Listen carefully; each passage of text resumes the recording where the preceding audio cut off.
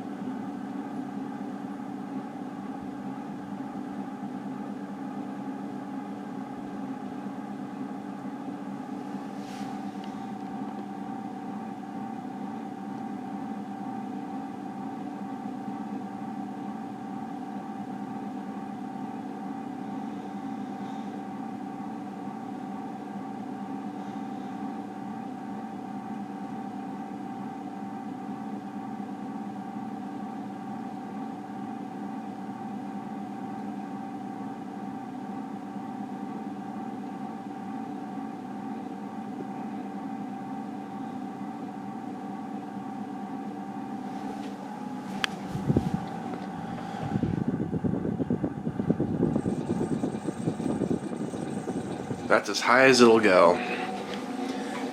Barely a difference in speed. Not even. There's no difference in speed. It just goes fast. It just makes more noise.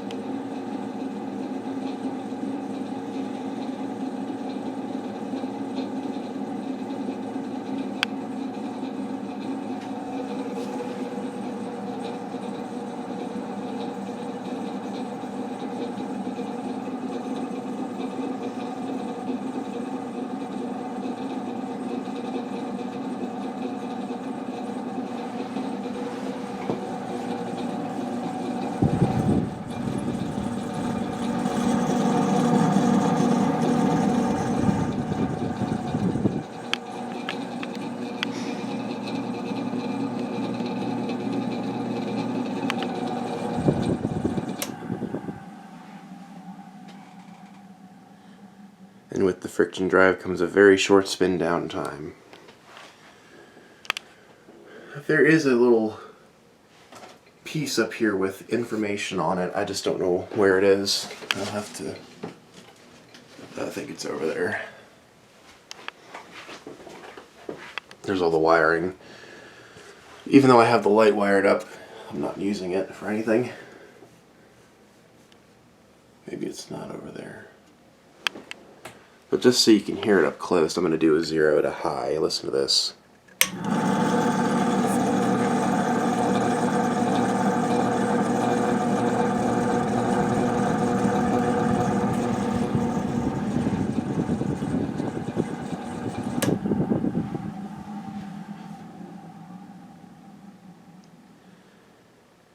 And there you have it, Emerson's worst ceiling fan.